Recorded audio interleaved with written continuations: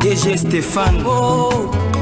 Balamwange Congo ya Lumumba Congo Tafachi beton Tango ekoki oyoyo Tango ango yango yo ekoki Tolanda kango Papa Stéphane Balamwange oh yeah.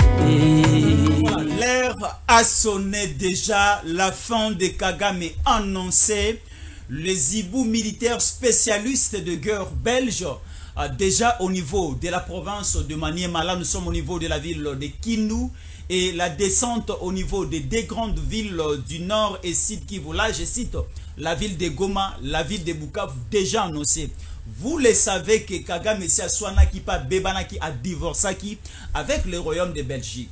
L'ambassadeur belge accrédité na Kigali, bah, 48 heures, il faut acquitter le sol rwandais.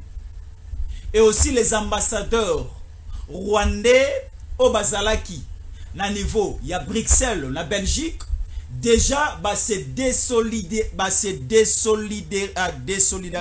oui. Bah, c'est désolidariser qui déjà, c'est ça en lingala ou en français le mélange avec la politique de Kagame. Et le royaume de Belgique est adopté qui l'ambassadeur rwandais au niveau de Belgique na Bruxelles.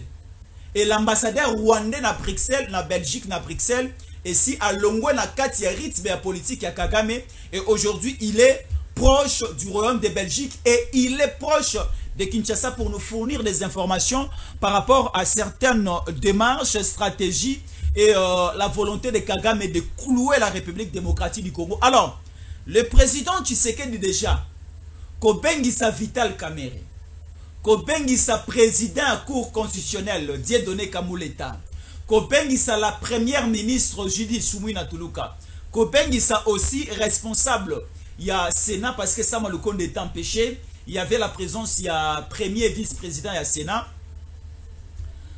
Bah, chef, il y a une institution autour, il y a président de la République, cela annonce déjà une option de guerre.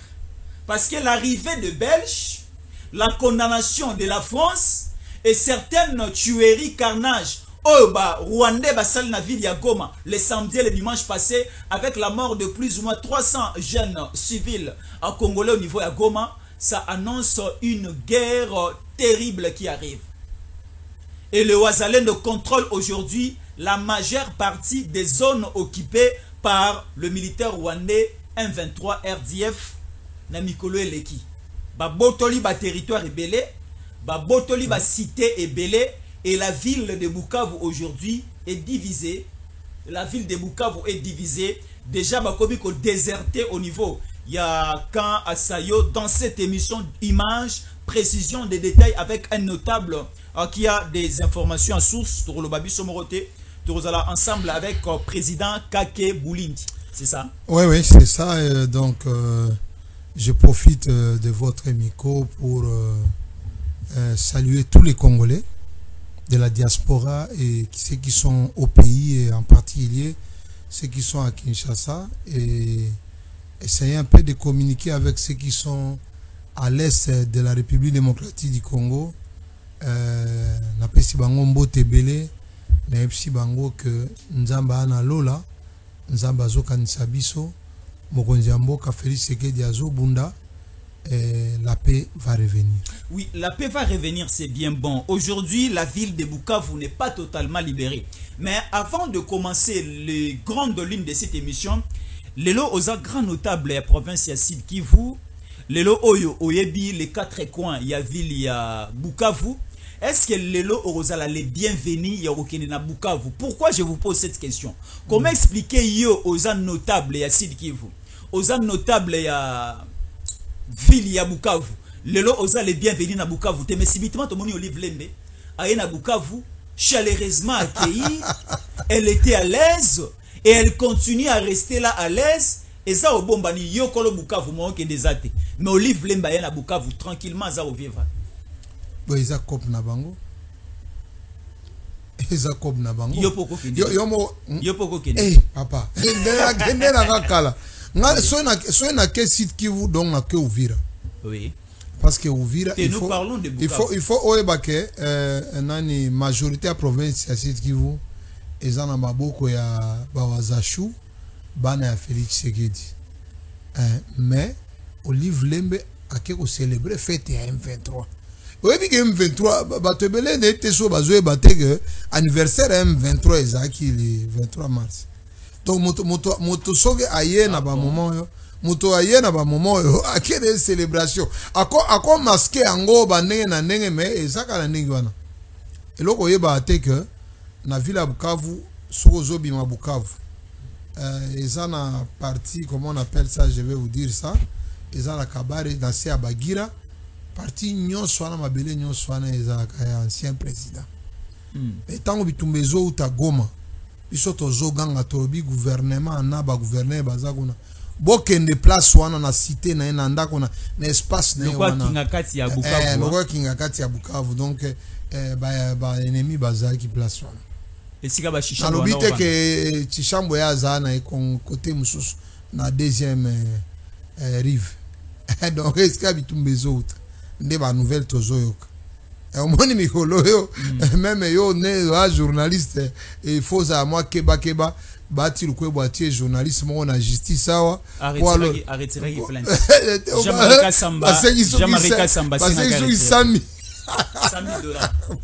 en tout cas mon kilo est compliqué mais biloko mususu journaliste wana aka komona biso ndele topesa eba élément de défense so eza lisolo ya kosamba donc ndele topesa do bibo oyo kote oyo betaki mabe mais kote oyo kote oyo beta boy donc Olive Lembe aye na cop na bango eza neti otongi alimentation na yo bakolo bateke na alimentation no bato musunde bako somba biloko yo ko somba te parce que lelo komona mama Denise Nyakero kokende akokomate akozala très difficile komona kake bulindi kokende akozala difficile Stéphane Balamwange Jésus encore le difficile mais comment Mokolo Nzungu comme une reine Mokolo Nzungu soga lobiki apa kola fufu na eto misuni na nana opekisa ba preuve mususu yango wana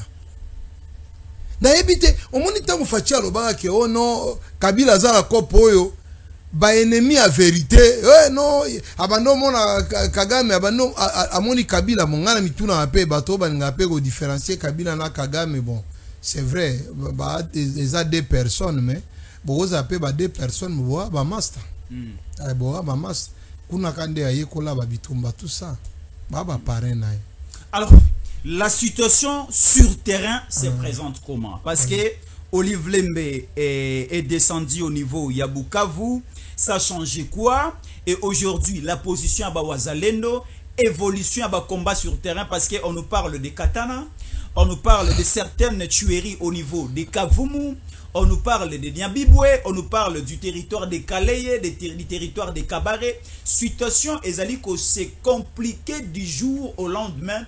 Au niveau, il y a Sud Kivu. Avant d'arriver à Kinshasa, avant d'aller aussi au niveau, il y a Nord Kivu. Parlons d'abord du Sud Kivu. Situation est comment? Parce que nous allons cesser les faits, mais nous allons perdre la localité dans la cité. Bon, au début que dans français, Balobaka, tout le monde peut rêver, mais il faut éviter de rêver debout. Oui. Donc, Zelana nous, Olota et Olali. So comme olota utelemi ozala balabala comme olota donc ozala problème ponginde sala yimuto alota so utelemi olingo sala projet comme vision mais so ye comme ndoto so comme ndoto ozoloto obi no en tout cas vraiment ngai cité de l'Union africaine comme ngai en tout cas wana ozala problème cité le frère ko comme yawe bongo fachisco na minito azakuno kotandeni donc Maman Olive Lembe akoya na Kinshasa te soko yebisie ke topesho 10 millions yo yako osola na ba mama ba militaire na kankokolo akoya na ete j'appelle à mois de mars clôture à mois de mars o ya komona ba mama na kankokolo akoya na ete soko yebisie ke nembujimai omona basi ya ba militaire kuna akoya na ete soko yebisie ke ne kasiata katanga epa ya ba mobali na yo eza kilo akoma kasi ata kalemi nde pa ba mobali na ye kende bon ebite balobi ke pe mobile na epa na bango manono kende manono ayeza kilo mais place eza facile ye kutu Goma nde akola Bukavu na ebite ayeko kanini ne ebite ye akola na Congo central te adala et bino bo bebi sa histoire bweneni oh ye papa na ye ayeko yeba so papa na ye azaba koto wana akoli déjà kutu alingia abala asi aboti et histoire yango wana ye akoli na Manyema. Okay. Na ebisaka oke biso tango toza na école primaire na Kailo mboka mo ba benga Kailo eza pemeni ya Kalima ou bien ba Kindu boye. Biso toza na ba école ya ba cadre bango baza na ba école ya ba indigène. Et mais papa na ye azaka ingénieur, je pense oui. Ingénieur à Someki Congo mais azalaki na Someki wana bato babando ya na ba Burundi na ba Rwandais. Ezaka na so oke na Kindu na Manyema kuna eza na cité moko ba bengi Batamba na Masimelo eza ba Burundi bayaka babenga bango na ba zone minier ba exploiter yango no mona ke tozaki na président moko wa Sénat na boye kotanga ba kombo ya bato babandolo baketa moswaza Burundi ozo comprendre po na Manyema eza na mamo équipe moko ba Burundi eyaka kala eyaka na Someki siko ye papa na azaka ingénieur papa na ekuto azaka proche ya famille na biso siko ba papa na bango après siko tango ba pension de ba papa ba siko na nani na Monsieur Adam koko na bango akesi koko vanda na Goma na Goma pembeni ya Goma na ilo moko asomaka ilo wana enda Goma kovanda yango nde ba ye bakendaka na Nord Kivu siko bavandi kuna bakoli pesi oyo kuna batonga koko na azai pe na ba moyen. Alors très bien, c'est ça l'histoire mais na site azana histoire na site Kivu.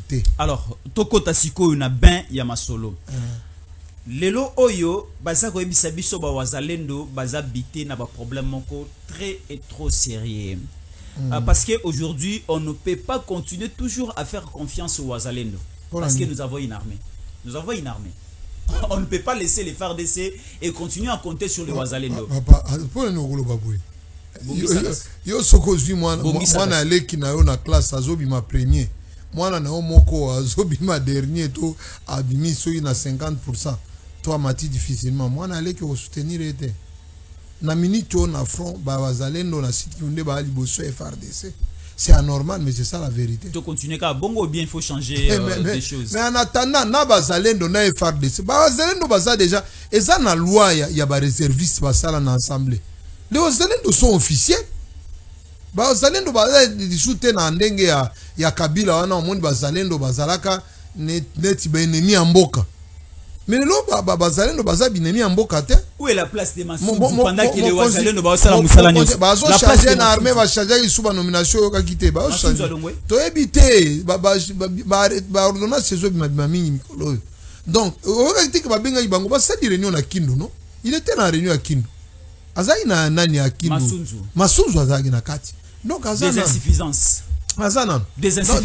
donc la trahison la chute biso to koloba nyonso wana te parce gouvernement ko mona ke trahison ezali et ko se manifester mais on constate aussi que ba militaire na biso emisu bazo kiba bitumba omoni peuple na peuple zaga na spécialité na bango ba Rwandais na ba Burundais ce sont des peuples guerriers. Bango ko boma eza facile. Oyebi nature ya congolais, nature nanu ya congolais zaka ko boma te. Oui. Nature ya congolais za ko yamba bato, ko pesa bolingo.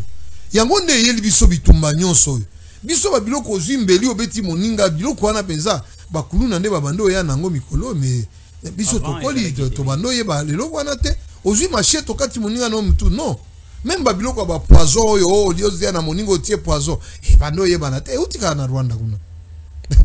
donc culture vraiment ya congolais ezapeza culture ya kobomate mais sikoyo ba culture wana il faut ko renforcer yango na mitu ya ba militaire que osakonza na front bomi bon ba église pe osomona bon c'est vrai to lingi pe ba militaire ba okende pe ba Rwanda pe ba kende batiaka ba munduki na banani mais bon mutoza na bitumba commandant ba militaire aza nani aza pasteur to mususu aza unebite ko to ba ancien eza nango bien mais esprit oyo ezo diriger tant mususi ya ki frère tant mususi ya kinini ozo or le big chef état-major général na biso pasteur Christian Chiwewe yango da zoloba si ozo comprendre sikoyo il faut pas comprendre que na front milimo na front kuna obondeli nzambe yebisa nzambe asunga yo mo boma po David aboma ki Goliath siko moni biso ba frère même biso ki bazalendo tokokate pona eza ki frère bon qui frère eza ki ba principe na ba yango bani tout ça même à tout ça même à la justice lelo mokonzi ya cour constitutionnelle pasteur bon toboite il faut pas dire moko azotala papa azala famille ni tout ça ba biloko nyonso wana o biso tuzana besoin ya rigueur ya loi tuzana besoin ya rigueur ya loi ozo comprendre tuzana besoin que ba militaire bazana na front ba se comporter comme des assassins bato ko boma ennemi so kuta na Rwanda na front papa Jésus kakanda ko bikisa Jésus na ko bikisa balbara tel père tel fils les losuki armé na biso ezoko ko bomate ko bundate parce que bazolanda l'idéologie de leur papa Tshisekedi parce que c'est lui le chef de Tshisekedi parce que le comportement c'est le comportement adopté par son armée. Mais le président Tshisekedi bazo ko adopter comportement na parce que il est trop hospitalier. Au yebi que armée oyo sogi na cause apena na pourcentage exact mais 72% ou 70% armée oyo eza bana école ya Kabila. Balongo la bango ne se va changer. Toyebi te infiltration l'équipe parce que au moins faiblesse c'est armée eza infiltration pour ba comme on $500 na terrain eza infiltration non ça c'est la plus grande faiblesse ya mibale eza corruption bazo céder na corruption donc molimo corruption président de la République alobaka tango azaki na opposition abando yoka corruption ezala na Congo. Mais oyo tango akomi na pouvoir eko kutana nango abando ndima te ke congolais ako céder na corruption tina niveau wana omoni biso ba no corrompi toza ba oiseau rare biso toza ba espèce rare mais batiaka biso kate biso toza ba espèce rare maintenant omoni que soko tie combinaison ba biloko wana armée moko ba misusu baza na armée wana bazwa ba grade grâce à Kabila ba échelon msu ba lekate comme qui bazwa grade grâce à Kabila tika kotanga ba kombo ba oyo azaka koloba na katange oyo so John nani John Numbi est-ce que respecta ba grade mettez la majorité je te donne un exemple na préféré koloba ba est-ce que ba oyo qui a placé la troisième zone de commandement c'est Tshisekedi. C'était une erreur. Muto asala ka général eza Tshisekedi. Muto asala général. Wani olingo ko c'est la chef de l'état boy. Non, ngana zolo ba récent. Tango fort azwa général eza Tshisekedi. Non. E belenga na biso 72% ya bato. Omuni ngana linga kotanga ba kombo ya bato te. Omuni ba kombo ekomi omemba bato ba kendo sama na ba lukwebo. Donc ngana lobi que tolingi kotanga ba kombo ya bato te. Mais 72% ba au gradé baza ebele ao. Na 18 ya Kabila atia bango ba colonel ba généraux ba nani ba nyonso lingi ba officier supérieur ebele ba lieutenant major ba tout ça ebele baza na moi reconnaissance ya passé n'est pas Kabila mukende baza na reconnaissance ya présent ya Félix Tshisekedi donc elle ebele baza na Kabila za na ba numéro na bango ebipe ba master na bango el msuba baza na basi na bango baza ya famille ya ngambo kuna babilo nyonso wana ça nous crée beaucoup de potage dans l'armée et bazali sabiso pe il y a une résidence de Kabila aujourd'hui au niveau ya Bukavu Kingakati na Emora Zalana na Bukavu ça pose aussi problème parce qu'il y a des éléments suspects na Kati babilo nyonso wana il y a des éléments suspects est-ce que Kingakati ya Kinshasa baza na possibilité est-ce que Kingakati ya Kinshasa ba fuyango ba fuyate Kingakati ya Bukavu. E bongo awa soki tozana Kinshasa, soki batondi kuna yoko ebandini. Babo au moins Kinshasa basi bazwango bazalendo pe bo bazaki basi babimi po bakandiki bazwimboka. Donc c'est ça. Donc faiblesse au moins réforme armée en Afrique d'ici ça a pris plus de 10 ans. Et le président Fachi abandi réforme armée oyebi ke président Fachi akomi na mboko oyo ezala ba militaire oyo teni na ye azokole yango na jean ya noir ba parti n'ebite la lingala ba benga yango nini ba tongeli yango ba bambi yango madofolo madofolo donc ba madofolo wana bazoti ya jean na bantu bamsuwa bando lata ba jean alati yango na mapapa teni militaire atie mapapa atie pantoufle mais lelo so omoni penza habillement ba militaire na biso non teni penza so omoni habillement JR lelo na JR ya kala omoni différence ezali équipement militaire différence ezali réforme armée omoni so bakanko kolwana papa so oke baka militaire bazana ba laboratoire de l'équipe to na ba na ba hôpitaux na bango ba laboratoire de l'équipe to na ba hôpitaux civil donc ozo comprendre que moi réforme ezoya yo moko mona ki ba armée yake yo bando yeba ke tozana ba suko e ko bunda to bunda na ba M23 wa na ba CNDP na ba nani oyoka suko e mati oyoka hélicoptère e mati donc lelo e comme oyo zo teke ba hélicoptère na biso pe ezomata donc lelo tozo ke ne réforme yango oyoki ke ba commando belge ba ye ba kopesa pe moi formation rapide na ba militaire na biso ba pesa pe bango ba esprit supérieur donc ya terrain commando belge ba ye pona ko bundelongo na biso bien ba juste pona kelasi papa ba ye go bunda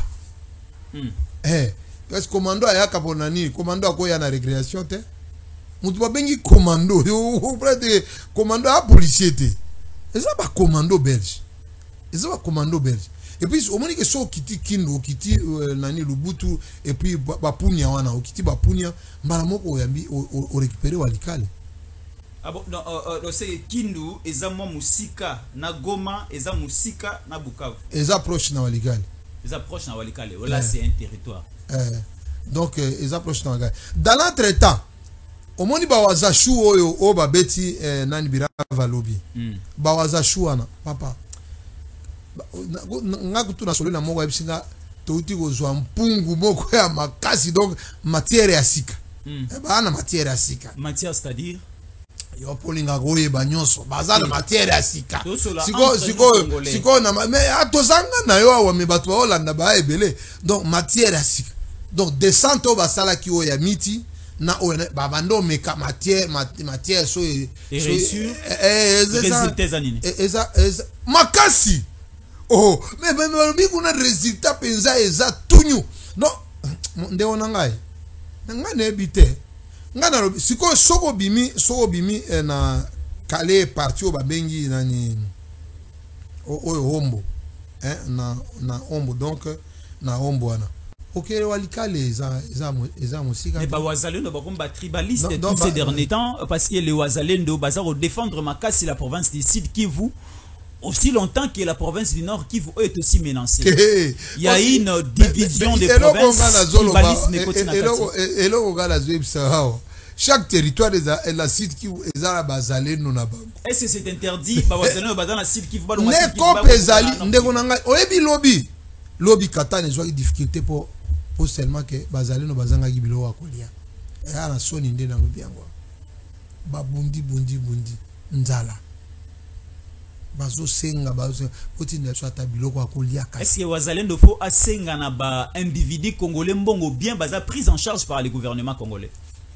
Ah, je ne sais pas parce que bazan la carte yo ka ke bazalendo ba futaka bango statier sur le réserviste. Baza ba réserviste bazana ma numéro ba sodo bazwa bazana un registre général pas dit. N'habite Si à manger, à boire, il faut un département et s'occuper na bango. Quand nous parlons de wazalendo c'est que baki parana bango. Yo olingi ko ngana bimisa ba faiblesse ya côté na biso. Pas de faiblesse. Tangu wazalendo azangi munition. Osenga na l'état congolais. Tangu azangi ya kolia osenga. Ngana lobi na loba kite biloko ya munition. Na lobi biloko ya kolia bazana problème biloko ya kolia bazana dossier à transport ba o na lobi bien ba oyo ba uti kale ba ba kitaki katana ba ba nzo ninga kozwa aéroport ya Kavumu na ba kiti miti parce que miti et katana mais l'aéroport de Kavumu au milieu donc aéroport à Kavumu na minute oyo eza katikati ya bazalendo mais maintenant le problème c'est que nzala na suki wana soki na lobi boy oyebi lobi ba congolais à Malawi oui ba benga ngai ba yebsinga ke tozana $200 totindela totindela nani bazalendo basomba ta fufu papa na sepela ki combien au basomba fufu na yebite soki ozui atana ni wana parce que tu sais ce qui a bloqué la progression d'hier c'est que on a brouillé la communication bango baza moi m'appareil à communication bazo salela eza kaka ba RTL oyo po RTL na Vodacom na ba Orange on comprend siko ba nso baza na matériel la communication ebele donc so ba noni ke baza attaquer ningo na ba brouiller ba réseau na ebite so pe ba na ba complice na ba réseau na ebite mais ba communication quoi est-ce que communication eza ka élément moko munene na kati ya front il faut ba ke mutu azali boso azande na yo azad adversaire oh pour il faut ba ke bo communiquer ni bo orientation ni bo ke bo beta te et puis un débat grave qui a bloqué la progression c'est que il y a certaines communications de certaines personnes qui auraient dans le bien conditionnel qui auraient dit que tous en la période a cessé le fait pour un niveau attaquer. Donc c'est qu'il y a certaines décisions qui tombent au besoin interdire au Wazalen de combattre traiter il y a continuer qu'observer les décisions. Ndeko nangai ngana zana ndako nanga nguna koti na ndako nangai usubu kyo kaza cessé le fait natika libanda. Mais c'est parce que les Bazalendos sont les propriétaires du millier pour la plupart. Bon, l'ennemi entre chez moi. À Bukavu, il n'y a pas de circulation. Vie est comme une casse, crise, moko, donc biloko est comme trop cher. Les gens veulent respirer. Au moins, Bukavu, babandi kutuba marche. Tu vois différemment la Goma. Bukavu, basalina ba marche. Balobi, nani, 20 free. Bosonge panabino. Basali marche quand? Avant-hier, pendant que la ville est sous équipation. Yo somo na marché à Boutou. Oh, mais la vidéo est allée. Risque makasi. Ba sali bazo yemba bobi bozongi sa bozongi la biso Congo, bozongi c'est la biso Congo, botika Félix Boutou. Wana bazale no babeti déjà na Nyangezi. Maintenant, on nommé le coordonnateur responsable directeur de la Banque centrale du Congo au niveau des deux grandes villes, Goma et Bukavu. C'est la personne là qui va commencer à coordonner. Nanga continue à nommer avec son style. Aouti Boutare, oui, Boutare. C'est où? Boutare est en Rwanda. A sali réunion kuna na James Kabarebe na baniga mususoto kotanga. Ndiye kusala ordonnance wana. Ba ibisi bango ebiso to ngito se retirer. OK. Kendo lo au revoir. Asengi moi journée. Pona ngoya ko lo au revoir. O sakana na muko tombolo mon frère.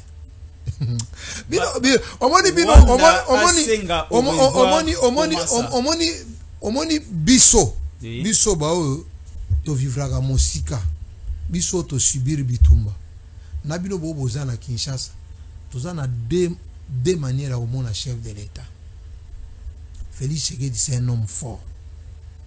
Naloba ke aza héros. Oyoki soki Ronnie Jackson aux États-Unis aya. Oyoki bendi ba embriement.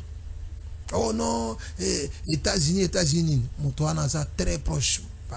Ba proche penza ya nani ya Donald Trump.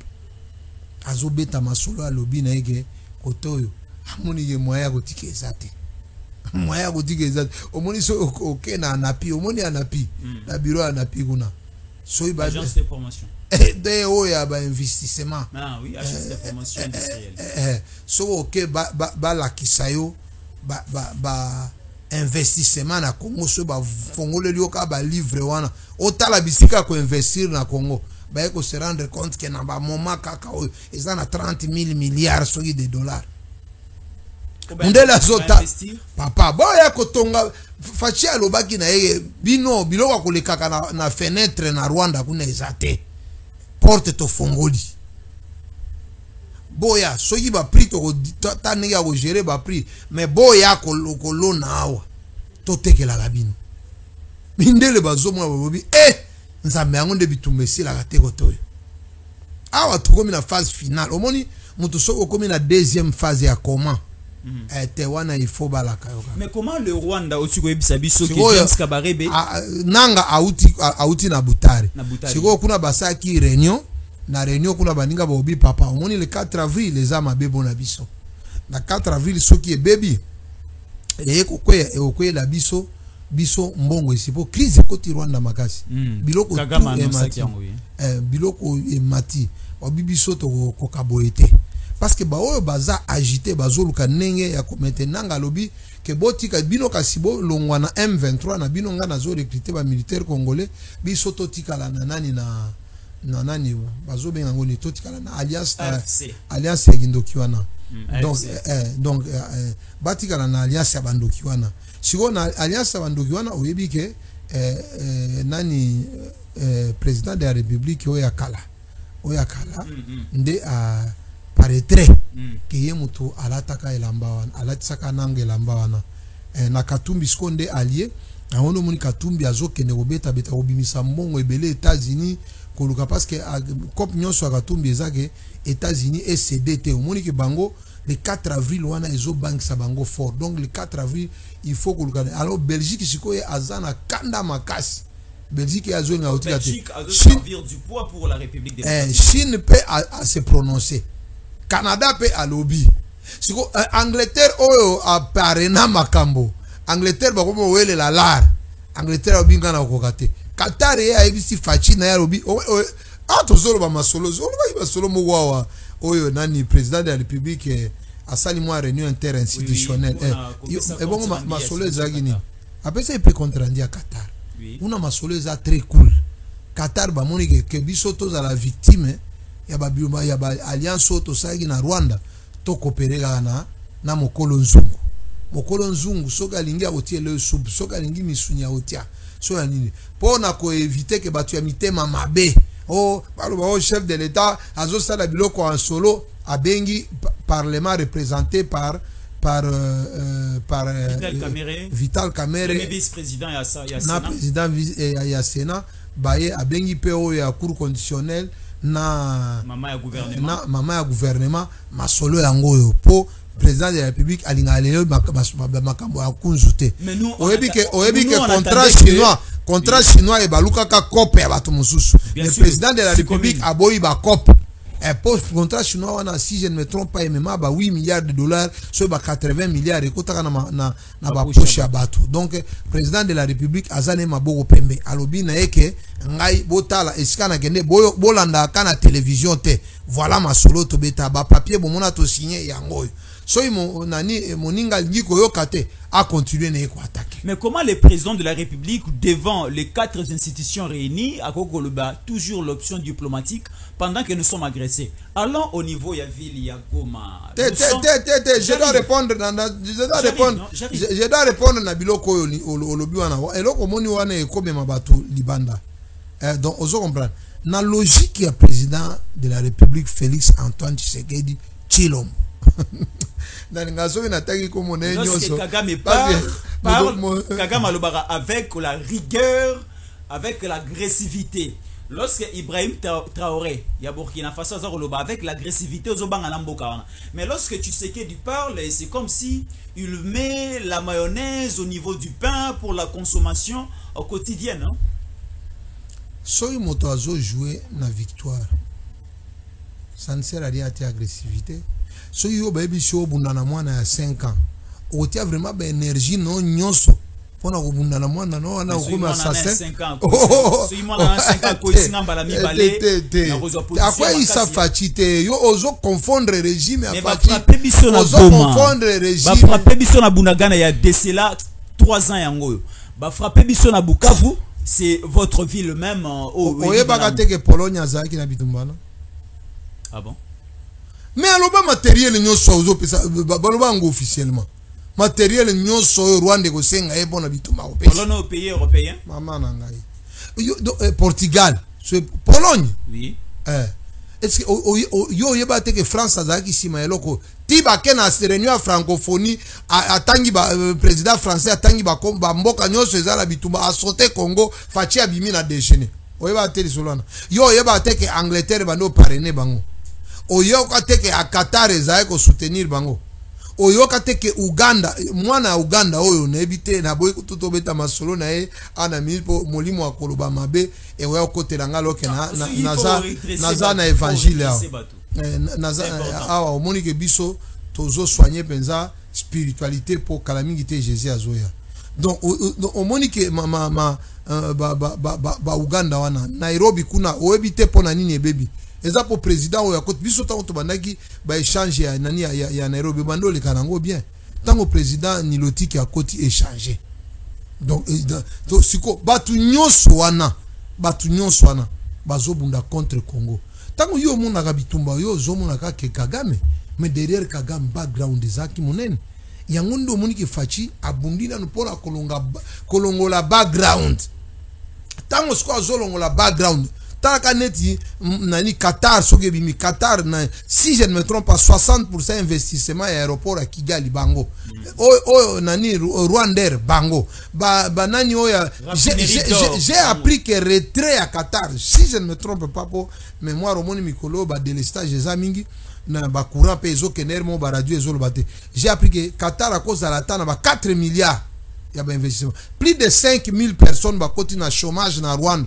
pour na biloko à Qatar kaka kanyiwana donc ozo sentir que Fachi Beton a sali moins effort nan a dégarnir Kagame totika siko biso na Kagame ndeto banda wala siko ndoko yebisaka ke baboto biso de province wala siko ndoko yebisaka oublions d'abord Goma Bukavu Bunagana toko oublier ngone nini Bukavu est encerclé ba trichero bazana banani nde bazo ba cesser les faits so eza makambo cesser les faits ndele Bukavu parce que la ba wazalendo ya Bukavu babandolo ya kale babandolo ba to kangi Bukavu parce que au moni place ba kangi na nani na Biravo wana ndenzela okende Goma bango bandolo ba so to ju transport to ju santé na biloko akolia to se diriger mbalamo Goma. Est-ce que vous nous parlez ici à cesser les faits? Est-ce que oyebi que pour embrayer la situation à cesser les faits Kagame a tué plus ou moins 300 jeunes congolais au niveau. Il y a ville, il y a Bukavu, ce sont des civils. Alors, balatisi bango bateni, il y a ba FARDC, bato bakoufi. Balatisi pesu bateni, il y a ba M23 ka bato bakoufi. Pour dire que il y avait collision provoquée, téléguidée par le FARDC au niveau de la ville de Goma, des bateaux nyoso balali na se bakoufi. Plus ou moins 300 civils jeunes congolais bakoufi. Oyo ba militaire rwandais bazokota na mapango na ba famille za oboma na ba misusu bauta ko sala sport là c'est le fait. Est-ce qu'il faut continuer de dialoguer, de parler parce que le président Tshisekedi a été kozala avant-hier na vidéoconférence na sommet moko Sadek EAC ba bimisi les 3 anciens chefs d'État de différents pays africains ndeko Uhuru Kenyatta azan la kati ndeko Mosusu Aboazan la kati Obasanjo azan la kati et parmi les 5 ou 4 chefs d'État anciens africains bakobimisa médiateur Yassika parce que Joao Lawrence aussi a jeté l'éponge. Alors, il faut toujours continuer avec des démarches diplomatiques au Tshisekedi à présenter Gilobi et pas à chef d'institution ou bien il faut toujours appliquer l'option de guerre nenge ba wazalendo de ba sepele zalela. Vous voyez hein? Bon. Anzambe. Président Félix Tshisekedi aza soki azalaka frère ya Philadelphie te ndetolobia mystique. Bon mystique ya kisite. Moko, il faut faire même une science pour nagoyer kolaye pour comprendre. Mais biso to sala ga effort to étudier. Et pour au monde biso to ba fasciste. So le boza fasciste qui oyebité leader à se comporter nini do wana obeta pembeni. De onanga c'est comme ça. Monde entier à un certain moment bazwaka Kagame comme un président modèle en Afrique. Modèle dans la gestion, modèle dans la gouvernance, modèle dans la rigueur de la justice, modèle dans le développement. Tina ba mboka msusu da ba équipe msusu ya monde bando la taka ba visite ke Rwanda. Rwanda basala ba publicité à Rwanda. Donc quand on veut vous parler du financement à bonne gestion modèle Kagame peut ateka yango. Kagame peut ateka yango. Bo so bo pe simbongo na ba congolais ba ibaka. Ba preuve ba contrat lone wana ndegone Kabila azwaka yango bani mais gestion C'est pour cela que nga na zone nga toko ya na deuxième point pour na banani ya gouvernement bazo ça. Parce que maintenant Kagame lui c'était un modèle de gestion. C'est fait que ezalaki soko lobi kaka lisolo ya Kagame ezala na France, ezala na États-Unis, ezala na Angleterre et kolekate. Kagame c'était un modèle. Maintenant Fachi a memi a sali diplomatie na e pi mokili mobimba bakomo zasko Kagame neti Hitler Junior. Eloko wana sikoyo nde sali ke chaque pays oyebi bamboka ya poto ata basali cop na yo to kendo boma bango principe ezala na criminalité bakanga ote ebide so comprendre on ani la loba to sala mabe mais to iba minéré mais so iba kangio là c'est ton problème voilà to wanganyo to yebi kutuote très bien donc maintenant erreur bêtise munene basali ezalaki piège ya biloko zolo ba Goma Fachi bitumba Goma eye bon bango bakoti to bundi tango bakuti Goma bakoti la journée ba arme zo kota ya Rwanda ba mituka ba jeep ba nani ba char de combat ba auto blindé ezo kota ya Rwanda ezomona ba journaliste mindele bazalaki wana bazo filmer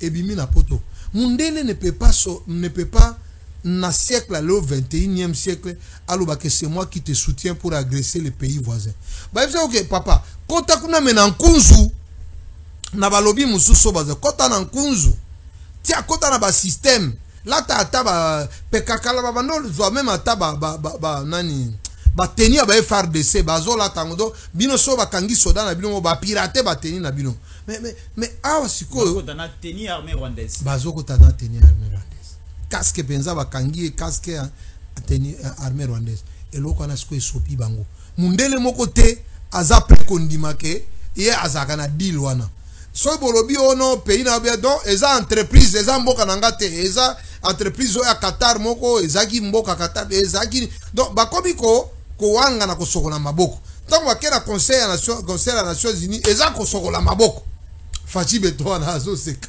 donc Fachi beto sko Alexander bino kutu bino moko nde boza ba témoin bino moko nde bo tinela nga ba vidéo bobi tala to filmer boy bino moko sikoyo botolere eloko yo yango nde sikoyo kuna Kagame e asisi rere show mon frère si manyoso ezo pela donc parce que les ozika mining ezo bimakoto donc moi ko sala autrement exact siko enfant oyo baba no benga enfant modèle élève modèle ya minele batutu bakomi siko ko wanga nae siko biso boulevard omoni ko zwa Goma wana ezaki malheur na biso mais na malheur wana bimine tili solo ya Joseph Badmaneko bateki mais na koteka ya keko bima moko mais comment expliquer ba M23 bazo évoluer toujours sur terrain bazo continuer évoluer na terrain wapi po na site qui vous bazo perdre pona nini olinga ka koloba iska ba gagner mais olinga koloba te iska bazo perdre papa nala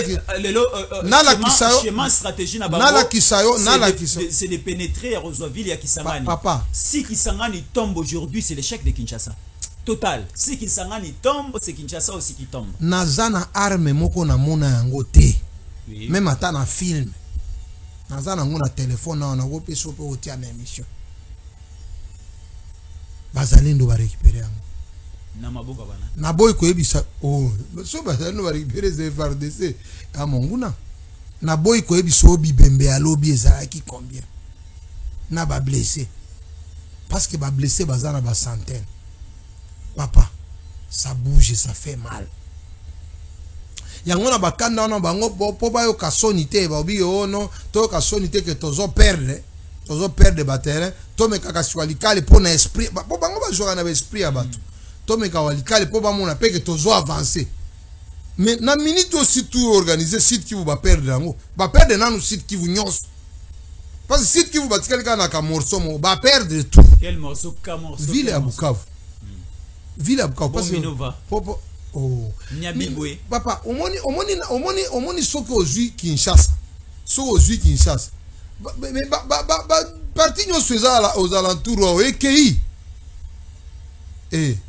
mino va Nyabibwe muto asi azwi katana aza déjà liboso ya Nyabibwe ko konte su Nyabibwe te et donc mutazali ya katana donc parti ya Nyabibu wana parti ya Iusi ezali ya ba parti conquis déjà pour na bango on to compter zoute Minova nde to compter parce que Minova eza na frontière ya Goma siko destination eze so bazui Bukavu bake Goma poto soutenir ba wazalendo pe ya Goma parce que na Goma ba wazalendo belé bazwa kambon mais pour ba toi ça la voyage wana ça demande de moyens.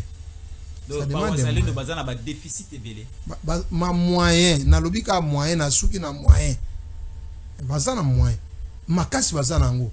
Moi je me suis dit que ceux qui moyen zali net bazalendo oyo ya Bunyakiri wana so ba kitisi bango alikale wana des jours to bosani cela alikale. Quand vous parlez de moyens vous condamnez na lobby transport baba na au gouvernement nazoloba na émission nazoloba motute nazoloba transport mais communication qui doit mettre tout cela papa à la disposition nga nazoloba na émission oyebi ke bitumba ezaka gouvernement te bana soki ba okende bato ebele baza bakomi ba millionnaire pona soki bana bazotanga te bana bazolia te na famille baeko bengana bango na ndaka kofutela la responsabilité c'est à qui? C'est au papa. Mais Jésus, oui, est-ce que tu sais que batu mususu awa batu mususu ki pouvoir politique bazwa gango te ndele bazozanga tambongo kofuta moto mais il y a des gens qui sont devenus des millionnaires avec l'argent de la République. Mzee Laurent Désiré Kabila tango akota ko siakanga ka batutu wana mais ngai soki nazala fachi ndele na kangi nazata na liste ya 50 personnes to kangi bango mutu na mutu abimisa 3 millions to sara ba milliardaire awa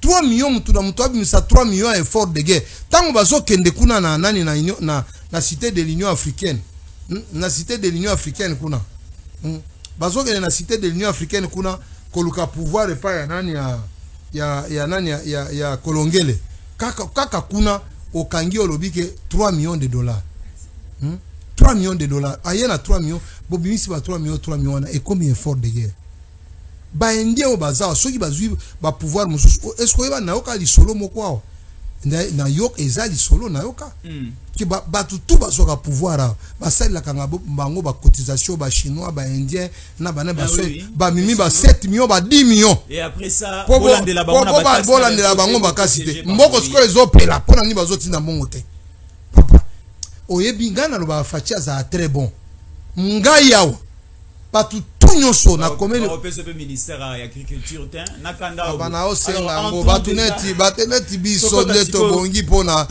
oleisa ba congolais tokota na consultation ya gouvernement aux alliés Kolongele ya union nationale alors Eberand Kashmir Kolongele ici à Badaï ba consultation au Nzela Mokonzamboka pesaki azali conseiller spécial en matière de sécurité à Mokonzamboka a spécialiste en matière de relations de réunification et autres Mokonzamboka pesi émission azala ba diplôme belé voilà Mokonzamboka pesi professeur durant le week-end passé et le début de cette semaine a joué Mbabato à Union Sacrée ambi déjà FDCA ambi INC ambi PPRD le lozo ya MNC azoya bato belé bato bazoya ko fundana bato bazoya ko miteka bato bazoya ko luka ko sala le kumu pe publicité na bango. Est-ce aujourd'hui solution et kozala toujours retrouver kaka bato ya union sacrée au sein du gouvernement sika union nationale ekoya ou encore il faut intégrer aussi l'opposition politique et l'opposition militaire. Pourquoi je l'ai dit? Union sacrée est dans la machine. Kosangisa bango na opposition politique ya ba Fayulu na ya ba Mozito. Kosangisa bango na opposition militaire ya Kabila Nanga et Katumbi pour mettre fin à cette crise. Pour nous lobi bazalendo te. Pour nous lobi bazalendo te. Donc bazalendo bango union sacrée. Bazalendo ba union sacrée te. Natikelo malobo pas parti ni ya bazalendo za union sacrée. Baza soutenu par le gouvernement.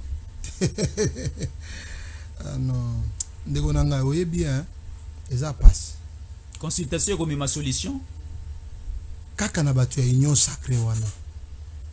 Eloko a liboso esengela ki esalema ba service et solo la eloka ba information ba eba banani baza na compte ya Kabila, banani baza na compte ya M23, banani baza na compte ya Nanga kaka na batu ya union sacrée. On risque de donner une passe d'or na gouvernement ya nani ya union sacrée. Dossier renseignement, il faut bakota nanu na renseignement ya makasi tina mozindo. Koyeba qui a coopéré avec Kabila pendant Bitumbo, qui coopère avec lui, qui traite avec lui, qui fait quoi? Na côté ya Nanga, qui fait quoi? Parce que Nanga zoloba chaque jour, azoloba chaque jour. Que ngai nazana bato nangai na présidence de la République. Nangai na peso révélation moko, besu na peso ba okanga lobi. Qui banani bazana kati ya présidence azoloba tozana bato na gouvernement, tozana bato na armée. Mais bato wana bako lata teni image yenyo sacré moni banda balobi makambo ya gouvernement. Bato tu ba komo loba o président Fachi auto soutenir auto na bo bando loba te bango tu bato tu ba komo loba ne ko chaque moto azobima akumi sila le chef de l'état. Union sacrée. Parce que bamoni makambo ko évoluer bien. Eza makambo ko évoluer bien te bazoluka kwanga. Bazoluka kwanga. C'est parce que au début ba komay ko banga est-ce que Nanga le 23 bazoluka kwanga bazoluka ndeko nangai bazoluka kwanga.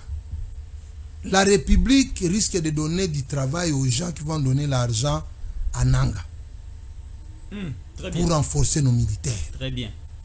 Nous devons faire attention avec les gens que nous consultons. J'ai dit tous.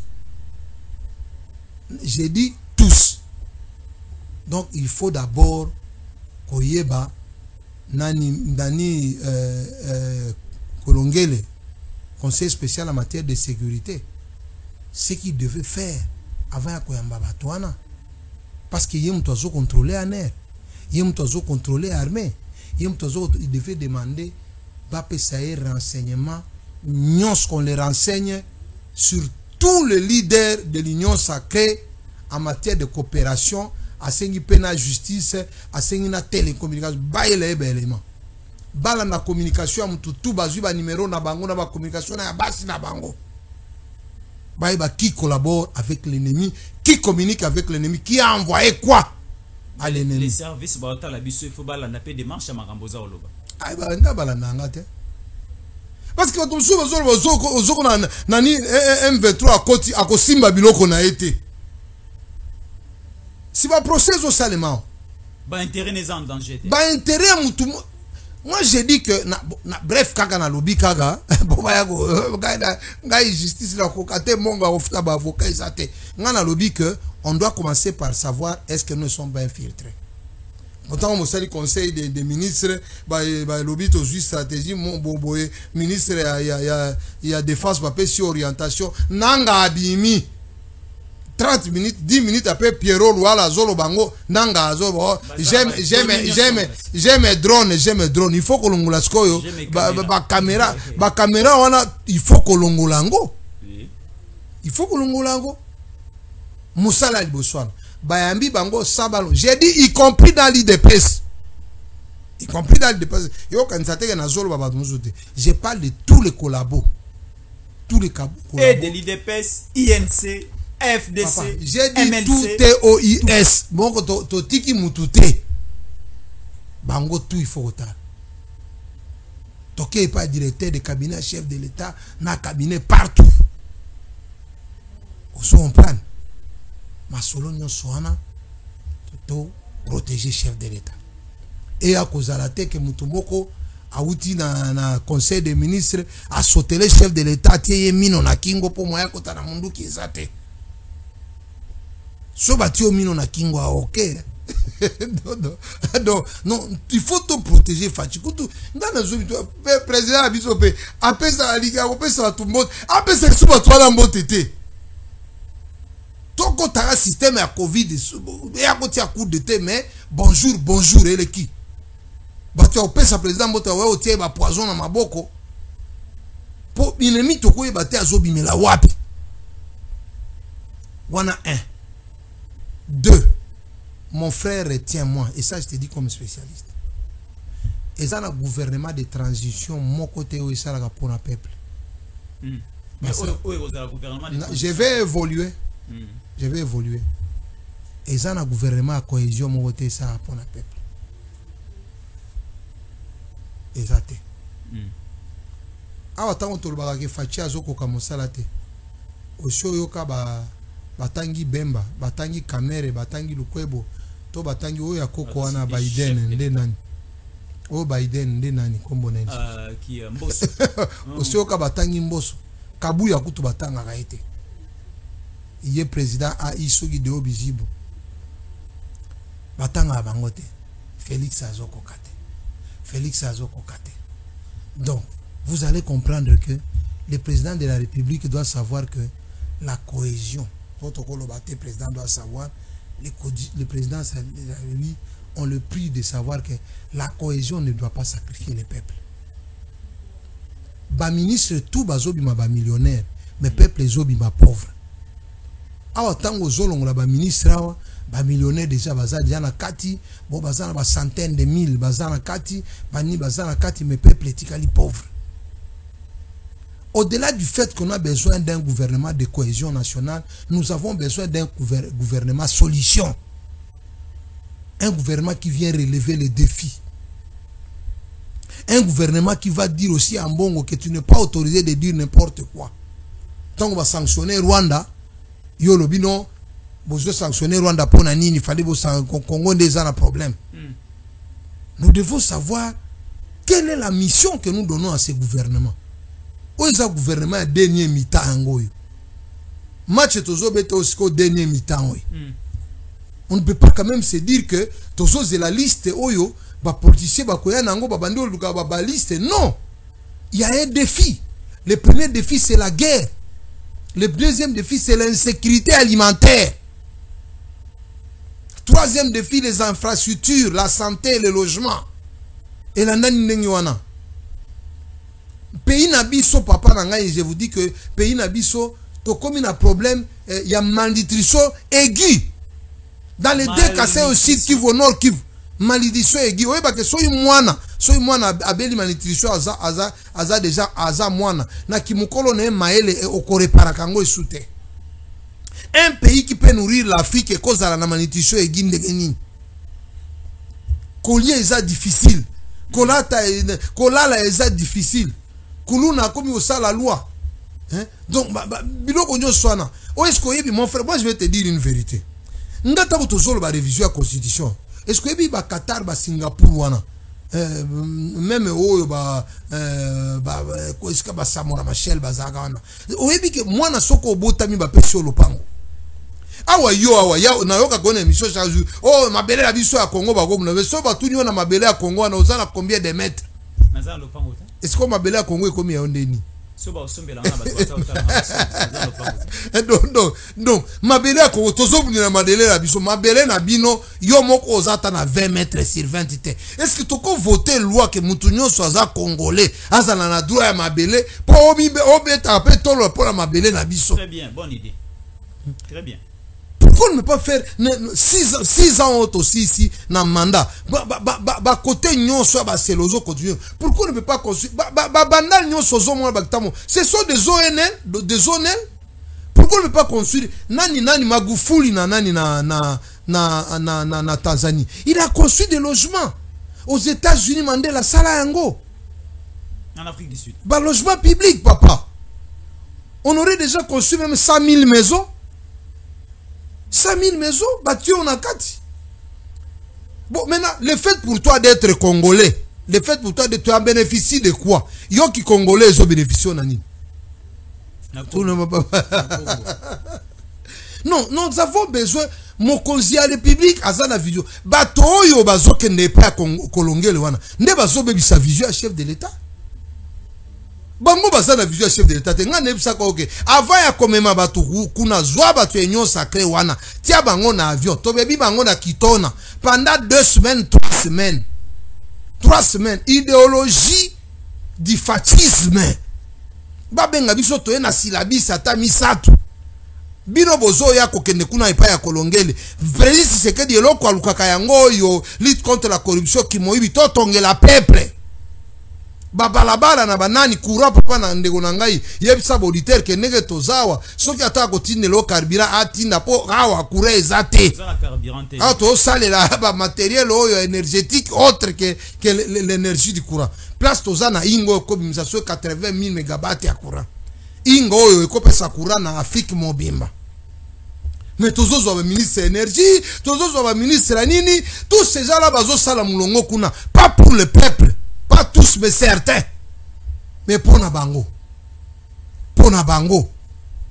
Mais tozo ya mabango na yoana. Très bien. Batu misusu, bazozwa minduki, po bango pe ba se retrouver. Bosiko na minito, eloko Kabila asala te pendant 18 ans. Est-ce qu'on s'organise pour yo? Eloko oyo, nani a obenga nga tolobi tolembi. Eloko, na okende lobi? Na zo enregistré pas ya professeur Mbata.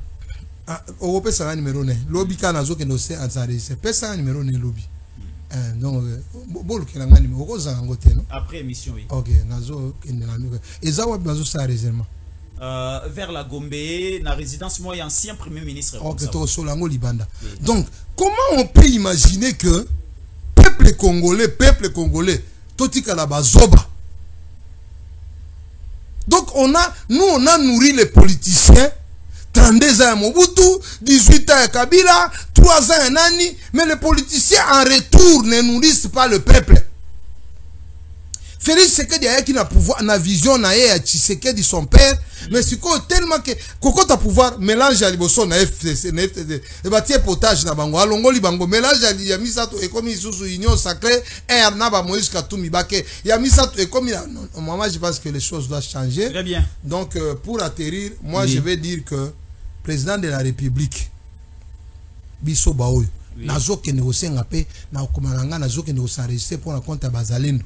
Donc nous disons, nous sollicitons vraiment que tout le gouvernement oyo ngak tunazaki na besoin bilongio akoleka sukuna te président mandat na ezo suka na 2028 salela biso kaka gouvernement de gouvernement solution tika ba biloko ya kolekisa ba bilongi tozomona ba même bilongi oyo faire souffrir biso na Kabila bango moko bazo défiler sukuna bilongi oyo basali 6 ans bazo sala kaka na ba il y a des ministres depuis toza na pouvoir oyo bazaka ba ministre dans leur domaine du ministère eloko ezate mutu akolo bakiba pesa biso mabele biso pe to bibengaka ba congolais à part toza na carte d'identité te toza na mabele te toza mon frère, recensement ba congolais to sala kango te ponani. Poto ba Rwandais ba bloquer lo kona po il faut que ba peuple moko na boyi ko tanga ba komo ba kota na Congo neto sala recensement. To ko sala recensement. On peut pas faire un projet de recensement ba pesi biso ba carte d'identité poto mi benga ba congolais na ba carte d'identité. Ah ba sala Rwanda na Uganda ozoka bazolo ba ke ba Uganda ba to bazali ba Rwanda mutu aza Uganda o mutu aza na Rwanda obige na Congolais otunye village na ya habité chef coutumier non a habité ni tout ça biso to ba congolais. Ozoka ba benga ba Congolais. 04 babenga ngana numéro babenga moko plus 243 après na félicité nanu ba mala ba ne ba malawit ba malawit oyo vraiment ba kanisi basaleno ata ba yena $20 to kotinda ngo tina lieu de consommation. Donc ngai nazana numéro oyo le kaka R nyos ezala butu ezala connecté ezaka 085 89 plus 243 89 35 21 196 plus 243 89 35 21 196. Très bien. Et le koana nde biso tozoloba tokoza la paix solution. Moi j'ai toujours dit que je peux avoir une issue de solution dans l'agriculture. Bon balingi ko salisa bazalendo basalisa kaka. Merci. Bon balingi pe ko salisa chaîne na biso tango ekoki. En tout cas vraiment courir ezala makambo. Travailler dans des conditions compliquées notre invité. Wana yo skonde ba kobenga ezanga sute. Voilà, merci beaucoup. Plus 243 81 57 20 388 plus 243 81 57 20 388 pour nous aider. Alors merci beaucoup na bande kono so balandi biso. Merci de nous suivre à Kinshasa. Na ba autorité, na ba wazali, na ba militaire balandi biso. et aussi Botali Biso Libanda ya Mboka Topé Sibino merci. Mais le programme ils ont continué sur Tango Koki RDC, sur Tango Koki 243, Tango Koki RDC, Info 24 RDC. Nous sommes là en direct. Alors ne nous quittez pas, le programme continue.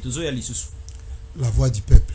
Stéphane Balamwange Congo ya Lumumba Congo Tafachi Beton Tango ekoki yo yo yo Tango ngoyo ekoki Tolanda kango Papa Stéphane Balamwange Oh yeah yeah